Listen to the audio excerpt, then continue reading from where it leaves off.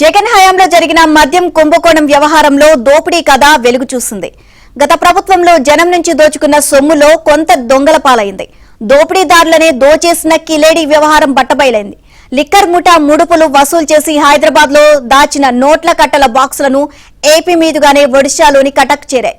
ఇక మద్యం దోపిడీలో చిన్న పాత్ర పోషించిన ఒక వ్యక్తికి సన్నిహితంగా ఉన్న ఓ మహిళ డబ్బు కొట్టేసి కటక్ లో మేడలు కట్టేసింది. ఈ దోపిడీలో మరో ట్విస్ట్ ఏంటంటే కటక్ మహిళ తన ప్రియుడు గ్యాంగ్ తో కలిసి 6 నోట్ల కట్టల బాక్సులను కొట్టేయగా వాటిలో 2ంటిని హైదరాబాద్ లో ఉంటున్న మరో ఒడిశా వ్యక్తి కాజేశాడు.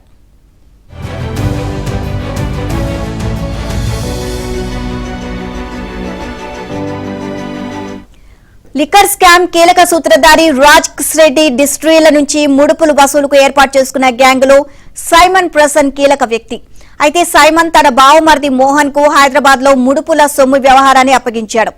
ఈ ముడుపుల వ్యవహారం చూసుకుంటున్న మోహన్ బంధువు అనిల్ కు కటక్ లో బ్యూటీ పార్లర్ నిర్వహించే రషితాతో సన్నిహిత సంబంధం ఉంది. అనిల్ ను చూడ్డానికి కటక్ నుంచి వచ్చిన రషిత అట్టపెట్టెల బాక్సులను చూసింది. ఇక ఇదే విషయాన్ని కటక్ లో ఉంటున్న తన మరో ప్రియుడు ఇర్షాద్ అహ్మద్ కు ఫోన్ చేసి చెప్పింది. ముడుపుల సొమ్ము కోట్లలో ఉందని, అందులో కొంత పట్టుకు వెళ్తే లైఫ్ సెటిల్ అవుతుంది అని ఆశ చూపింది. దీంతో మరో ఇద్దరిని తీసుకుని 2023 జనవరి 10న ఇర్షాద్ హైదరాబాద్ వచ్చి పాత మిత్రుడు ముబారక్ ను సంప్రదించాడు. మీరందరూ కలిసి 6 నోట్ల కట్ల బాక్సులను ఎత్తుకు వెళ్లారు.